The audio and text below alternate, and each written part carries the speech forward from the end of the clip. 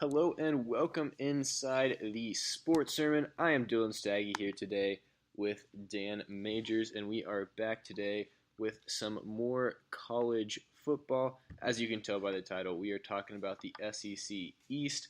If you want to hear the other part of our SEC preview, the SEC West, go ahead and click on, if you're watching this on YouTube, our name, and just scroll down.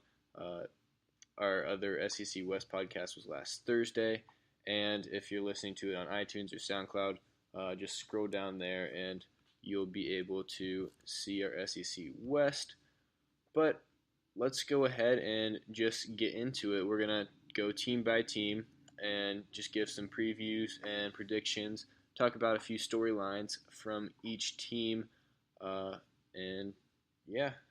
Then we'll recap the whole thing, talk about some NFL draft prospects and everything from this division. But I'm going to go ahead and throw it over to Dan to start us off with Georgia. Yep, we're going to go in order of the division standings from last year. So we're going to start off with Georgia, as they went 13-2, were the SEC East champs, and then were the SEC champs, beating Auburn in the SEC championship, and then taking Alabama to overtime in the national championship. They returned 13 total starters this year, 8 on offense, 5 on defense. Their key losses include Nick Chubb, Sony Michel, Roquan Smith, and Aaron Davis. So Georgia, they were very gifted last year at linebacker, but that could be their biggest question mark heading into this year. So what do we think about this unit? All right, so they have plenty of talent still at the linebacker position. Walter Grant, Natrez Patrick, Monty Rice, and DeAndre Walker, their 4 projected starting linebackers right now, were all 4 stars coming out of high school. Obviously, these guys are talented, but they still need to get some experience, and this is a little bit concerning because 2 of their first 4 games are on the road against quality SEC East opponents, at South Carolina in Week 2 and at Missouri in Week 3 against 2 very good quarterbacks in Bentley and Locke. Mm-hmm. So I think that is a little bit of a concern for Georgia, but overall these guys have talent and should be ready at least by the end of the season. Yeah, right now I think it's a question as last year's unit might have been the best of this decade, led by Roquan Smith and Lorenzo Roquan Carter. Smith is so fun to watch. They were amazing last year. They lose their top 4 linebackers, so it will be nothing like last year, but it won't be a bad unit in my opinion. DeAndre Walker decided to come back, and he will lead this unit after 39 tackles and 5.5 sacks last year.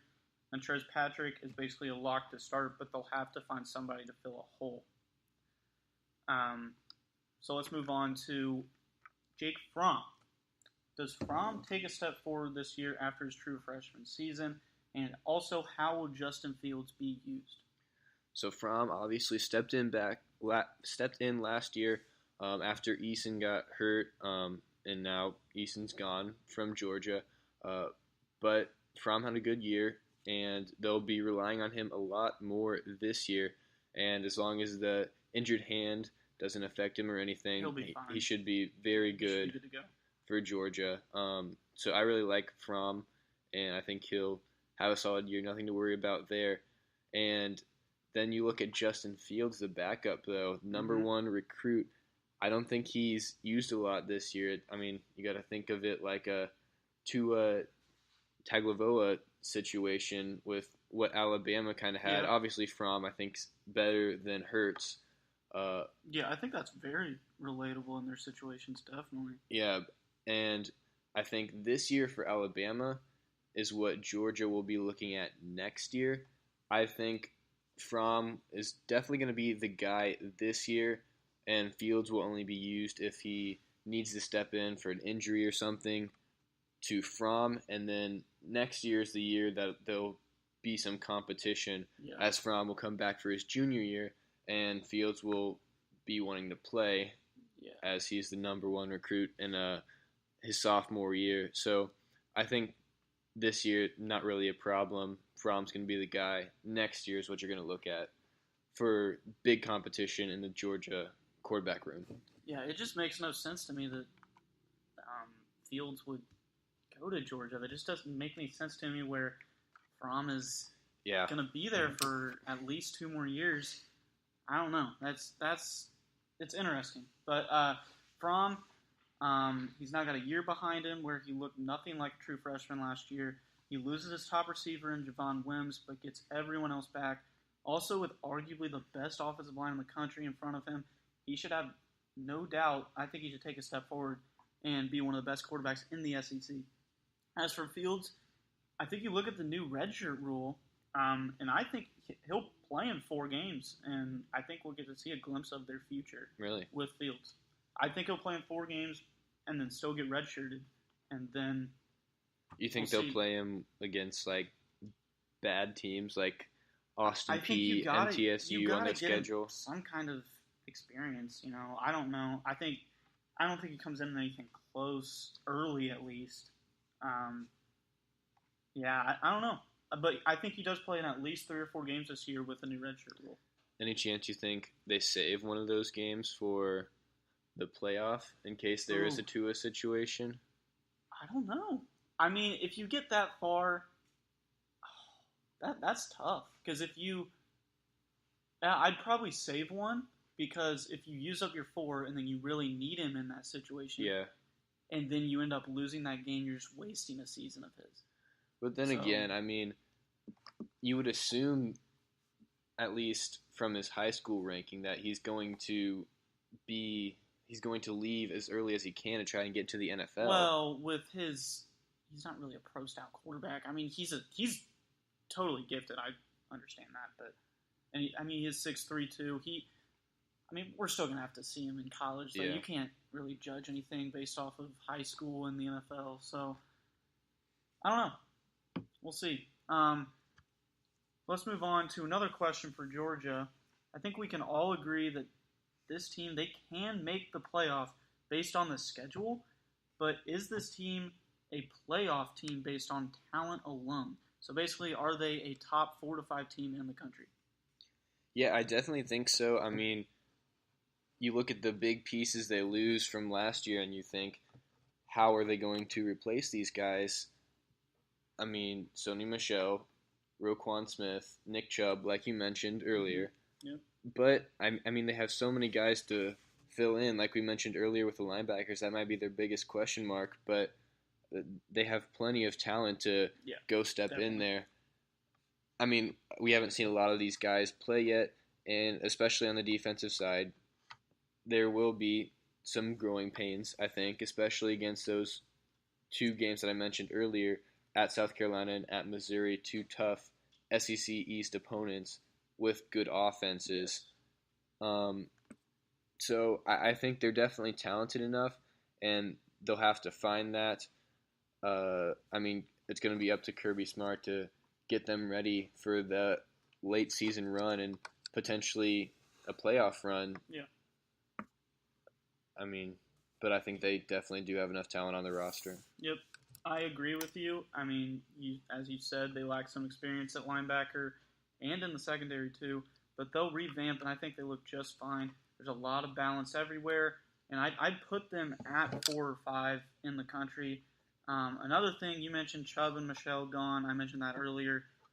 And some people might say they take a step back in the running game, but DeAndre Swift he's a great, stud. Everyone will know the name DeAndre Swift by the end of this year. As this true sophomore, he might be the best running back in the SEC. And yes, I know the name Damian Harris, but Swift is a whole nother animal. He's got a lot of speed and a lot of power. We saw flashes last year of what we're going to see this year, where he bulldozed a defender against Florida and showed his speed against Auburn on his touchdown run in the SEC championship. He's the definition of waiting on your moment. And, I mean, I think he's going to have the spotlight this year, and just you will know his name by the end of this year.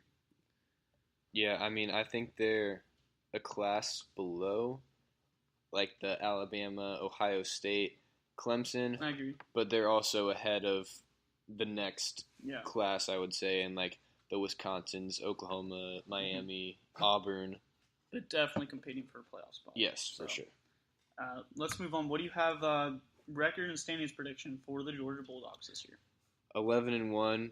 I mean, those 2 tough games I mentioned at first twice now, and then Auburn at the end of the season, another game that you have to look at. I think they lose one of those, but easily first in the East for me. Mm-hmm. I agree. I have 11-1, finishing 7-1 in the East or in the SEC and first in the East. I think they lose to Alabama in the SEC championship after they win the East. I think they beat Auburn because I said that in the last podcast, but I think they get upset by a team we'll talk about later. I will not mention their name yet. Oh, wow. Yeah. So let's move on to South Carolina. As last year they were 9-4, 5-3 in the conference, and finished second in the East. And then they beat Michigan in the Outback Bowl. They returned 14 total starters, 8 on offense, 6 on defense. Their key losses include Hayden Hurst, Sky Moore, and Chris Lamons. I think the main question here with how weak the East is, besides Georgia, are the Gamecocks a legitimate contender in the East? Contender to win or contender to win the up, East? Though? Contender to win the East. No way. I can't put You them. think there's any other team besides Georgia that can contend to win the East? There's no way for me. No way? All right. With South Carolina. I mean, they would have to beat Georgia in week 2. I mean, that is a possibility, but they would have to beat Georgia, and then they would still have to go on a run. For me, I mean, the offense is going to be great. Jake Bentley, Debo Samuel, Brian Edwards, those guys are going to ball on the offensive side this season, but the defense, it's just not up to the SEC standards. It's not up to Georgia's standards. Georgia has balance across their roster all the way down. I agree. But this defense for South Carolina, I just can't buy them. I'm going to say yes. And I think it does take just one win over Georgia at home, and then they have a very good chance of winning the East. Let's say they finished 10-2, which is only a one-game improvement from last year, and then they lose to Clemson and someone in the SEC besides Georgia. They would win the East, and I think they're talented enough to do that. There are some holes on defense, like you said, but this offense could be potent. They lost their top receiver, and rusher to injury last year in Debo Samuel and Rico Dowdle. They were a weak team last year, but still got to 9 wins and played Georgia to a very tough game on the road. This year it's at home, and they're a much better team this year. So, yeah, I mean, I like them. I like South Carolina this year. Their schedule is definitely favorable. Mm-hmm. And now that I'm looking at it more, I mean, that first game against Georgia is definitely going to be a huge one. I mean, you look at some of their tougher SEC games with Missouri and Texas A&M. Those are both at home. Florida's on the road. On the road. That's going to be tough. Obviously, Clemson, but that's out of conference. Yep. Yeah. I mean, so what do you got them going? What's your record and standings prediction for? So I had 8-4 written down, but now that I look at it, I might be going 9-3. All right. 8 to 9 wins for the Gamecocks, and I think they definitely finish in second. Okay, I have 9-3, 6-2 in the conference, tied for second in the East. They lose to Texas A&M, Florida, and Clemson, and I think they get the dub against Georgia. I think that's Georgia's only loss of the season. Wow. Muschamp, he exceeded expectations last year with one of the least talented teams in the SEC. They lost some close games and got to 9 wins. With a much more talented team this year, I don't see why they can't get back to 9 wins. Yeah, I mean, you look at their losses last year. They did lose to both Georgia and Clemson. Mm-hmm. Kentucky, no way they should lose that. Right, I mean, you look, it's a close game. Any close game I look at, that was beatable. And they still got to 9 wins, even with those 2 close losses to Kentucky and Texas A&M. Yeah. So it'll be interesting, yeah. Yeah. I don't know. We'll see. September 8th, Georgia, going to be the one to watch, early one. Yeah. For this SEC East, definitely, for sure. Definitely. All right, so let's move on to Kentucky now. They went 7-6 last year, 4-4 in the conference, and finished 3rd in the East. And then they lost to Northwestern in the Music City Bowl. They returned 15 total starters, 7 on offense and 8 on defense. Their key losses include Steven Johnson, Garrett Johnson, and Courtney Love. So, what do you like about this team, Dylan, this year? Your analysis, give me your record and standings prediction also. Okay, so I mean, Benny Snell is going to be the guy for Kentucky this year, um, but I don't think just him is going to be enough to win them enough SEC games. I mean, the offensive line, it's going to be average. The quarterback position is just not going to be great at all for Kentucky. Yep. And then the defense, I mean, they return a lot, but they also were not good last season. Yep. They got to 7 wins last year. This year, I'll put them at 6-6, fifth in the East. I mean, if Gunnar Hoke or Terry Wilson can step up and be a great quarterback for them, maybe they can pull off a couple of upsets and get themselves to 8 or 9 wins, but I just don't see it. Yeah, I agree. I think that was a great analysis. I mean, Kentucky, they'll be an average team this year in the SEC. They get back 3 guys that turned down the NFL, but then also they lose Steven Johnson. Like you said, look for Benny Snell to have a fantastic year after over 1,300 yards rushing and 19 touchdowns last year as a sophomore. I agree with you. I got 6-6 for them, finishing 2-6 in the conference and finishing 5th in the East. So let's move on to the Missouri Tigers. As last year they went 7-6, 4-4 in the conference, tied for 3rd in the East, and then lost to Texas in the Texas Bowl. They returned 16 total starters, 9 on offense and 7 on defense. Their key losses include Ish Witter, Jamon Moore, and Anthony Sherrills.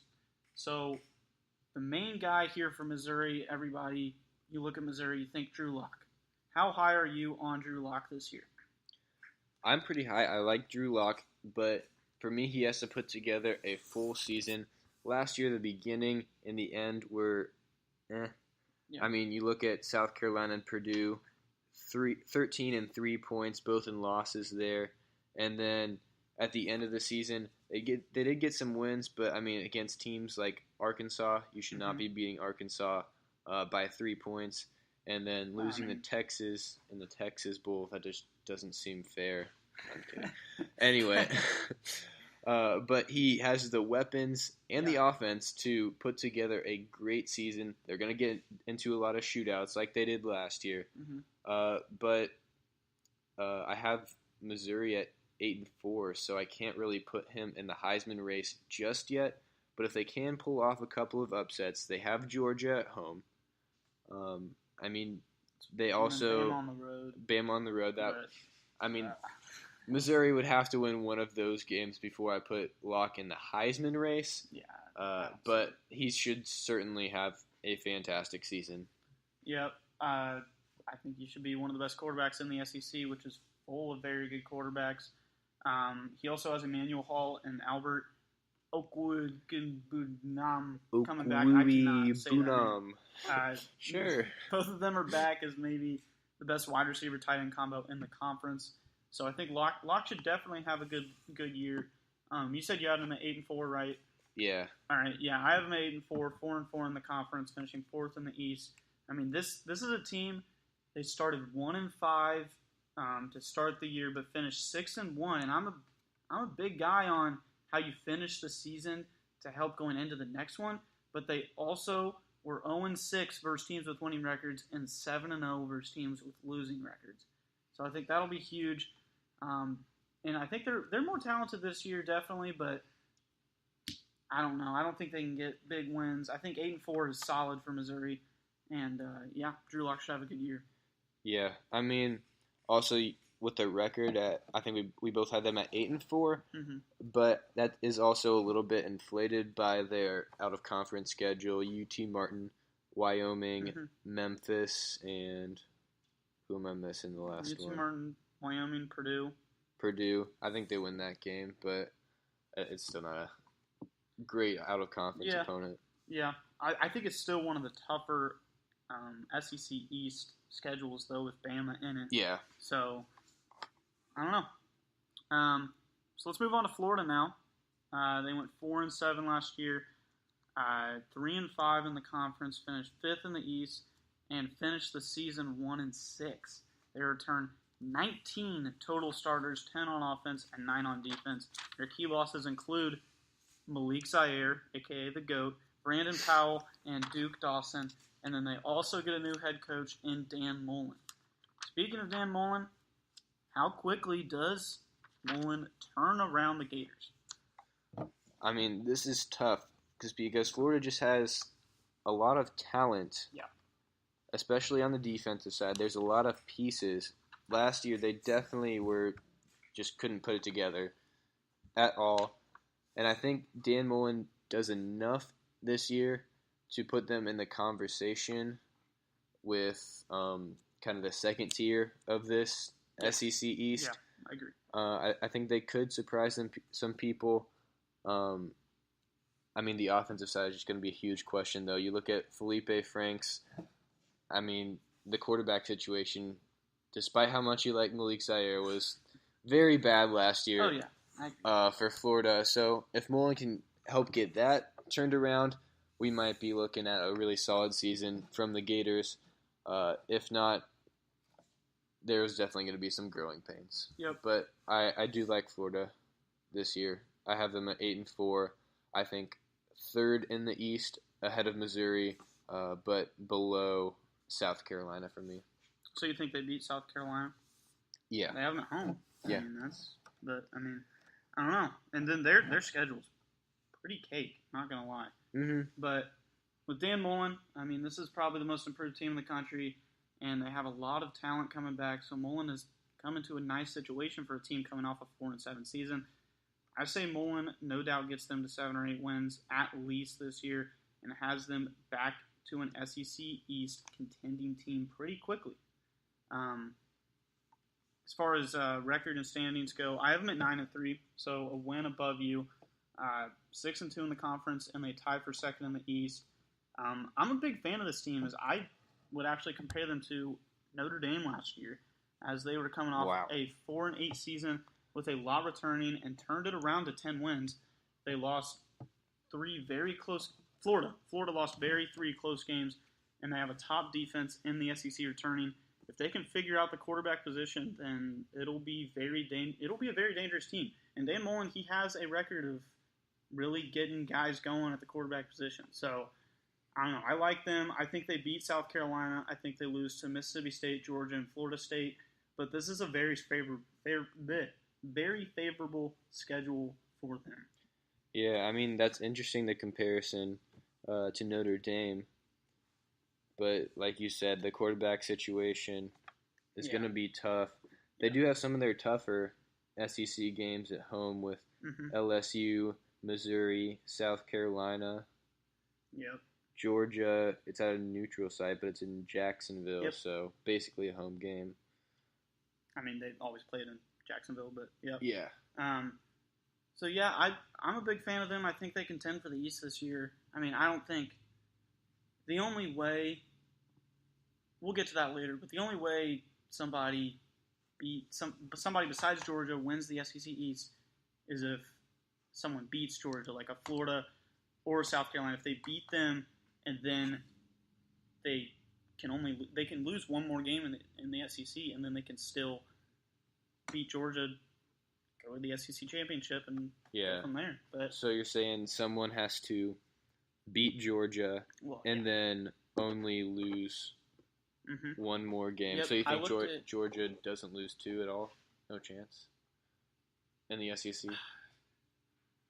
I mean, their schedule's pretty easy for the SEC. They don't play Alabama. They have to play Auburn, obviously. Yeah, honestly, it's just easy in the East because they don't have to play themselves like all the other teams do. Right. So, I mean, if they lose to South Carolina, then lose to Auburn, South Carolina can afford 2 games, or Florida if they lose to Florida. They can afford 2 games in the SEC. So, I don't know. I don't think Georgia will definitely win. I don't think I'm 100% on Georgia winning the SEC East. Okay. So, yep.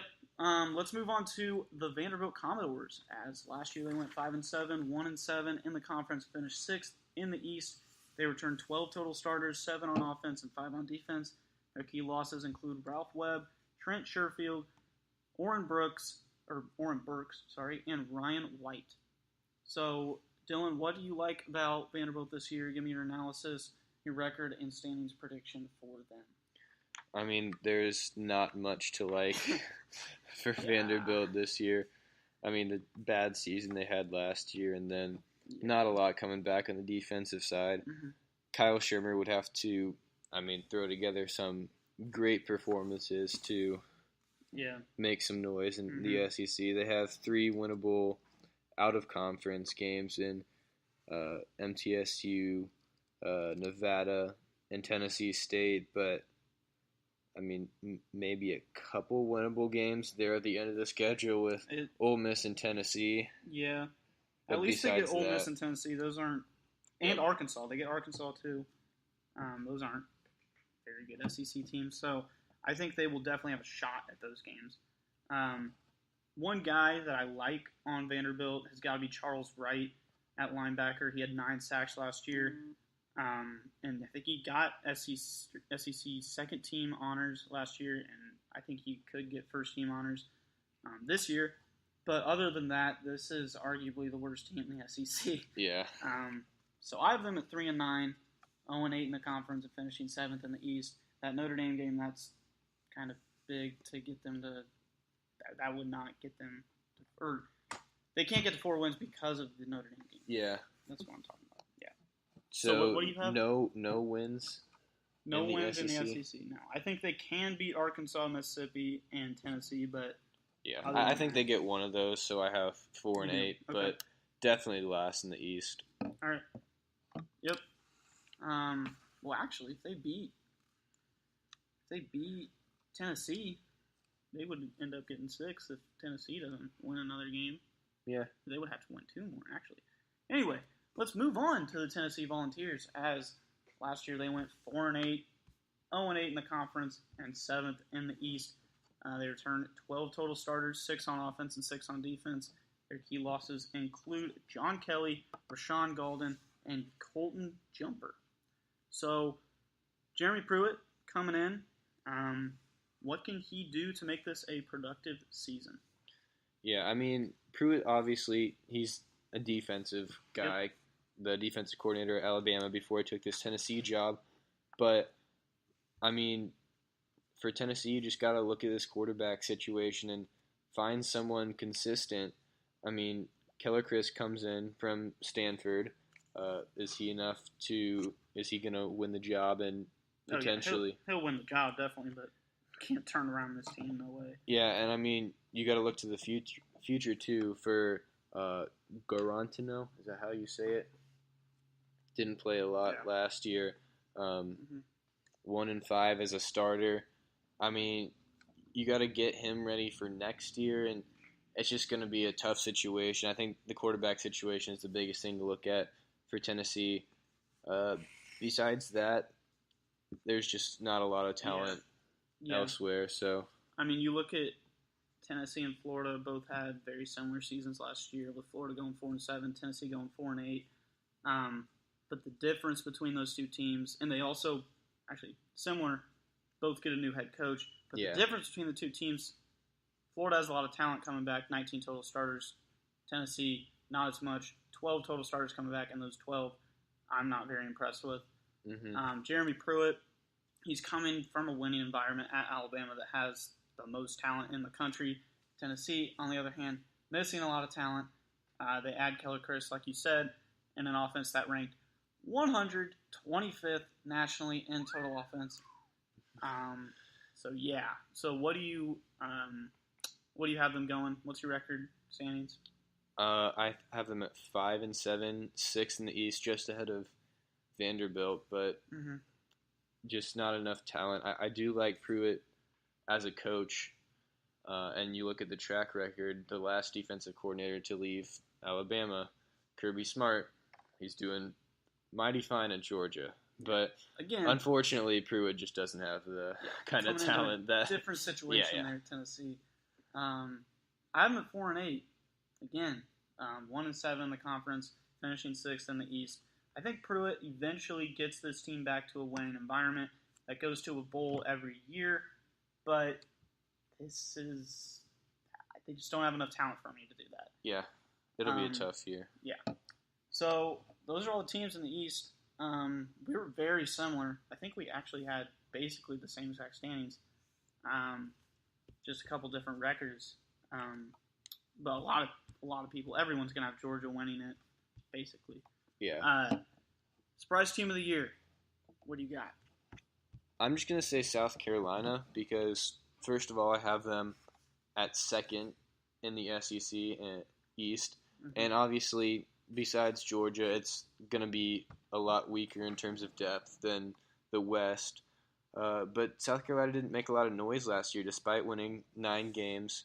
So I think a lot of people will be surprised at the end of the season when they finish in second. Yeah. And make some more noise this year. I got both South Carolina and Florida.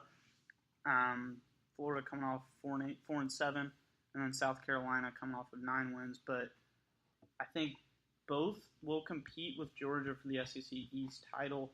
And if Carolina beats Florida, in my situation, if Carolina beats Florida, then they will win the SEC East. They will win the SEC East. If South Carolina beats Florida and they beat Georgia, they win the SEC East. And I don't think that is – I mean, obviously that is tough to do, but it's not like – I don't know. It can definitely happen. Yeah, That's basically what I'm saying. Yeah, it's a game to watch, and then the dominoes fall after that one. Yeah. I think we can both agree, though, that the East was very bad last year, and this year it's not going to be near as bad. Yeah, I agree. Missouri and Florida also, definitely both stepping up. You'll have South Carolina, Florida, Missouri, and then obviously Georgia.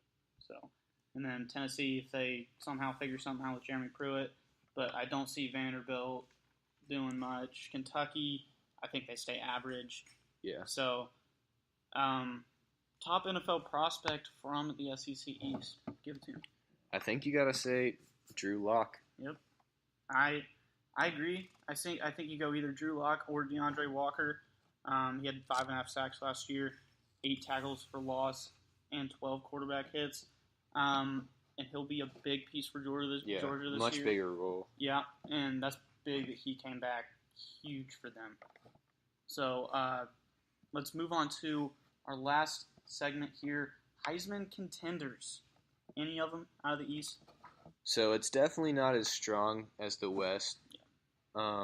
But for me, just because of how good I think Georgia will be, you got to throw DeAndre Swift and Jake Fromm into the conversation. Yep. If one of those guys are a huge reason why they have a great season, I think they'll both be talked about. And then just one more guy that if he puts something together, Drew Lock, we talked about earlier. Yeah. He's got to beat either Georgia or Bama, I think, to really make a mark and just get that national attention that you need for a Heisman. But I don't think, as I currently have predicted, Missouri goes 8-4. I don't think that's enough for. I mean, if they go 10-2, lose to Georgia and Alabama, is he in the conversation? Yeah, I'm not saying potentially happen. No way. Yeah. That's ceiling for me is 9-3. No way they go 10-2.